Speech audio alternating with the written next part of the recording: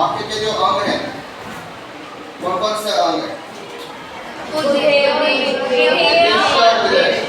उद्देश्य और विधेय।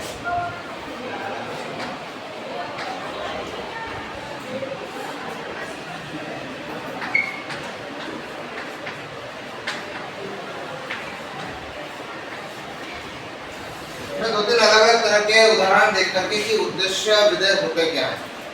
जैसे हमने उदाहरण लिया था, राजन खेल रहा है, इसमें राजन उद्देश्य खेल रहा है विधेय।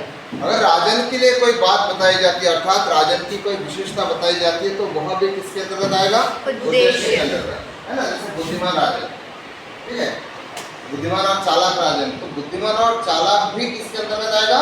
उद्देश्य के अंतर्गत। और विधेय मतलब जिसमें क्रिया विशेषण और खासकर क्रिया सम्मिलित होते हैं, ठीक है। बुद्धिमान और चालाक राजन धीरे धीरे खेल रहा है, तो धीरे धीरे चूंकि क्रिया विशेषण इसलिए वह विधेय के अंतर्गत आएगा, ठीक है। अब आते हैं वाक्य में, रचना के आधार पर वाक्य। रचना मतलब फॉर्मेशन, कंस्ट्रक्शन, है ना। तो इस तरह से तीन प्रकार हम लोग देखेंगे जो 4 मार्क के लिए आपको बोर्ड की परीक्षा में पूछा जाएगा। 5 पूछे जाएंगे, उनमें से 4 प्रश्नों के उत्तर लिखने 4 मार्क के लिए, ठीक है। इसके जो है 3 भेद है, सरल वाक्य या साधारण वाक्य,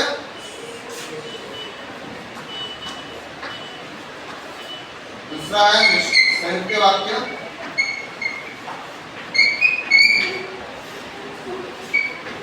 और तीसरा है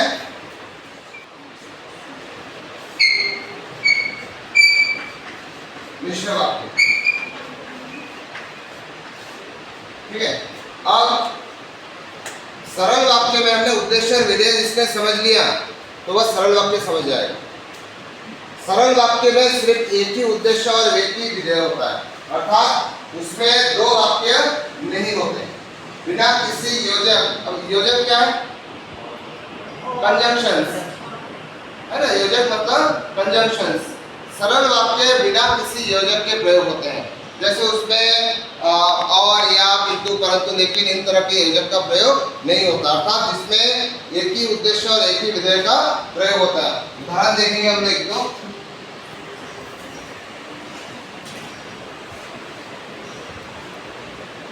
देखो, भारत एक देश है, इसमें एक ही उद्देश्य। भारत, राम के पिता का नाम दशरथ है, यह बालिका अनाथ है, गंगा पवित्र नदी है, लोमड़ी को चतुर। इसमें किसी भी प्रकार का योजक का प्रयोग नहीं हुआ है, ठीक है।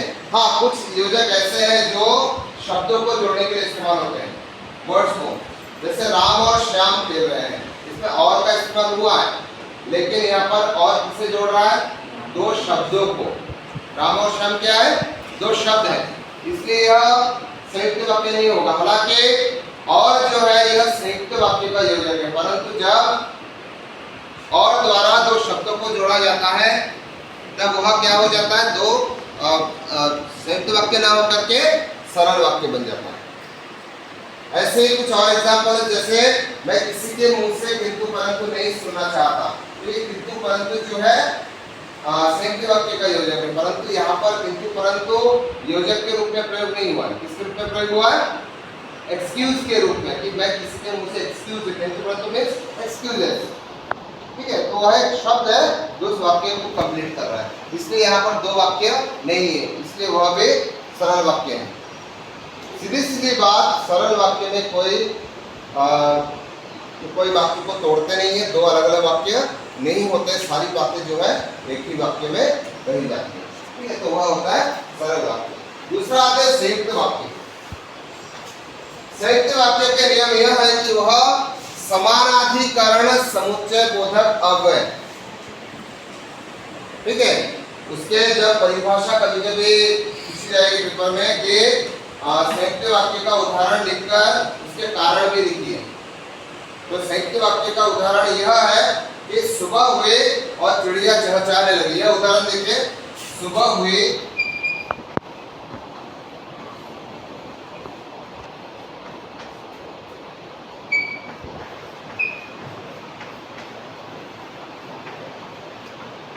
चिड़िया चहचहाने लगी।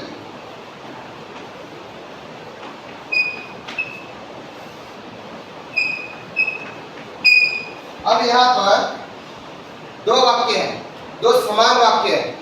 देखो समान वाक्य है इसलिए समानाधिकरण समुच्चय बोधक योजक द्वारा जोड़ा गया है। दो स्वतंत्र वाक्य मतलब यह वाक्य सुबह हुए एक वाक्य जो है और दूसरा वाक्य चिड़िया चहचहाने लगी, ये दोनों वाक्य अपने आप में स्वतंत्र है, इंडिपेंडेंट है, स्वतंत्र रूप में अपना अर्थ दे सकते हैं। ठीक है, इसलिए इसमें अगर हमने और हटा भी दिया तब भी यह अपने आप में कंप्लीट होगा, अपने आप में पूर्ण होगा, एक दूसरे के पर डिपेंड नहीं होगा, अर्थात निर्भर नहीं होगा। तो संयुक्त वाक्य के जो योजक, सबसे पहला नियम है वह दोनों वाक्य स्वतंत्र होते हैं। संयुक्त वाक्य के दोनों वाक्य जो है स्वतंत्र होते हैं। दूसरा वह समानाधिकरण समुच्चय बोधक अव्यय या समानाधिकरण समुच्चय बोधक योजक द्वारा जुड़े होते हैं। ठीक है, अब ये योजक क्या है मैंने अभी बताया, कंजंक्शन। और मिश्र वाक्य और संयुक्त वाक्य के कंजंक्शन पूरे अलग है। तो आपको जब ऐसे समझ में नहीं आ रहा है कि यह वाक्य कौन सा या कौन सा दोनों स्वतंत्र है, दोनों कोई एक दूसरे पर डिपेंड है, तो योजक ध्यान में रखना है। उसमें है और, या, अथवा, एवं, किंतु, परंतु, लेकिन, इसलिए, अतः, नहीं तो, वरना, ये सारे जो योजक है कंजंक्शन से किसके हैं, संयुक्त वाक्य के। मतलब संयुक्त वाक्यों को इन योजक द्वारा, ये सारे जो योजक है कंजंक्शन से किसके हैं, संयुक्त वाक्य के। मतलब संयुक्त वाक्यों को इन योजक द्वारा जोड़ा जाएगा। जब आपको परिवर्तन के लिए आएगा, मतलब वाक्य रूपांतरण के लिए भी पूछा जाता है कि कन्वर्ट करो संयुक्त से सरल, सरल से मिश्र, मिश्र से संयुक्त, तब योजक ध्यान में रखना है कि संयुक्त वाक्य जो है और, इसलिए, अथवा, किंतु, परंतु, लेकिन, अतः इससे जुड़ते हैं। ठीक है, तो ये हो गया हमारे संयुक्त वाक्य और उसके योजक। ठीक है, और मैंने सरल वाक्य में भी कहा, लेकिन और का इस्तेमाल सरल वाक्य में कहां पर हो रहा है, दो शब्दों को जोड़ने के लिए। तीसरा है मिश्र वाक्य, complex sentence, simple, compound and complex. मिश्र वाक्य में संयुक्त वाक्य से उलट, जैसे संयुक्त वाक्य जो है दोनों उपवाक्य एक दूसरे से सरल या फिर स्वतंत्र होते हैं, इसके साथ कोई जुड़ाव नहीं होता है, वैसे मिश्र वाक्य एक दूसरे के साथ जुड़ा होता है, डिपेंड होता है। एक उपवाक्य जो है दूसरे वाक्य पर डिपेंड होता है। जैसे एक उदाहरण लेंगे हम लोग,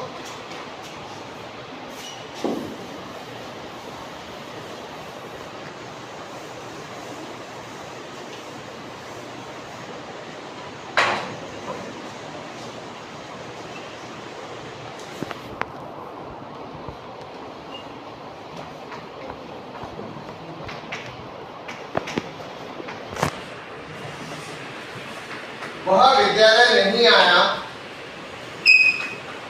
क्योंकि वह बीमार था। वह विद्यालय नहीं आया क्योंकि वह बीमार था। यहाँ पर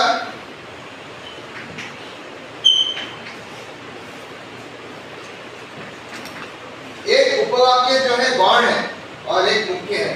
तो गौण उपवाक्य जो है मुख्य उपवाक्य पर निर्भर है, डिपेंड है। सवाल छूट जाता है, विद्यालय क्यों नहीं आया, क्योंकि वह बीमार है ना, डिपेंड है दूसरे वाक्य पर।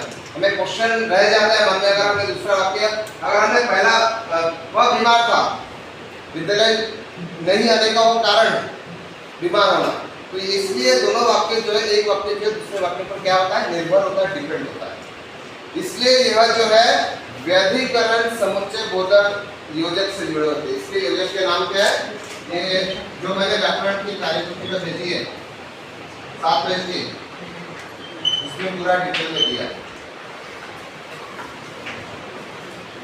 व्यधिकरण समुच्चय बोधक योजक व्यापक,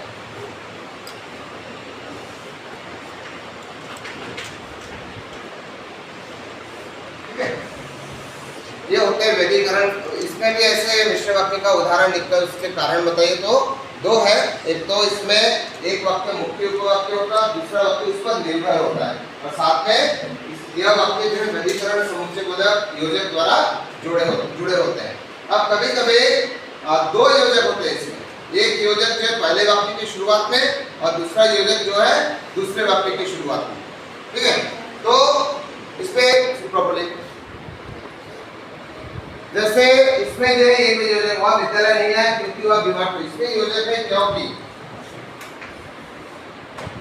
क्योंकि उसने मेहनत नहीं की इसलिए वह असफल हो गया। तो इसमें कितने हैं? दो, क्योंकि और इसलिए। देखो इसलिए संयुक्त वाक्य में भी आया है, मैंने बताया ना, इसलिए अथवा इसलिए, परंतु दोनों का प्रयोग अलग अलग स्थान पर होता है। संयुक्त वाक्य में इसलिए सिर्फ अकेला प्रयोग होता है, ठीक है। वह बीमार था इसलिए विद्यालय नहीं आया, यह संयुक्त वाक्य है। चूंकि वह बीमार था इसलिए विद्यालय नहीं आया, उसके पहले चूंकि या क्योंकि लगा है, मतलब वह मिश्र वाक्य है। ध्यान रखना ये बात, ठीक है। जब वाक्य की शुरुआत चूंकि या क्योंकि से होता है तो वह कौन सा हो जाता है? मिश्र वाक्य हो जाता है। और केवल अकेले अगर संयुक्त वाक्य में इसलिए का प्रयोग होता है तो वह संयुक्त वाक्य के अंतर्गत आ जाएगा। अब इसमें जो योजक है, जैसे ये हो गया चूंकि इसलिए, जो वह जिसने मेहनत की वह उसे सफलता मिलेगी, जो वह जैसे वैसे, जब तक, मतलब दो योजक वाले एक वाक्य की शुरुआत में दूसरे वाक्य की शुरुआत में जब भी आएगा हमेशा यह क्या रहेगा? मिश्र वाक्य के उदाहरण रहेंगे। तो इस तरह से सरल मिश्र और संयुक्त वाक्य किस तरह के प्रश्न पूछे जाएंगे? एक तो भेद बताइए, ठीक है, भेद पहचानने के लिए आएगा। दूसरा रूपांतरण, वाक्य रूपांतरण मतलब कन्वर्शन, जैसे अगर सरल से मिश्र, मिश्र से संयुक्त, इस तरह से कुछ भी पूछ सकते हैं। और तीसरा कारण पूछेंगे, या तो मान लीजिए ऐसा क्वेश्चन आया कि संयुक्त वाक्य में समानाधिकरण, समुच्चयबोधक, योजक की क्या भूमिका है? What is the role? क्या रोल है, क्या भूमिका है? तो आपको यह लिखना है कि संयुक्त वाक्य के दोनों उपवाक्य या दोनों स्वतंत्र उपवाक्य जो है समानाधिकरण, समुच्चयबोधक, योजक द्वारा जोड़े जाते हैं। और उसके नीचे एक एग्जांपल, तो एक स्टेटमेंट, एक एग्जांपल जब भी इस तरह के प्रश्न पूछे जाएंगे, ठीक है। और एक्सरसाइज जो है हम अभी करने वाले थे परंतु नहीं हो पाया, तो नेक्स्ट पीरियड में हम लोग एक्सरसाइज भी करेंगे अलग अलग तरह के, जिसमें भेद रहेगा और परिवर्तन रहेगा। आसान टॉपिक है, आराम से समझ में आए। और 4 बार इसमें कटते नहीं है बच्चों के मार्क्स, पूरे मार्क्स मिलते हैं अगर सही तरह से एक बार कर लिए तो। और 4 मार्क है वेटेज, ठीक है।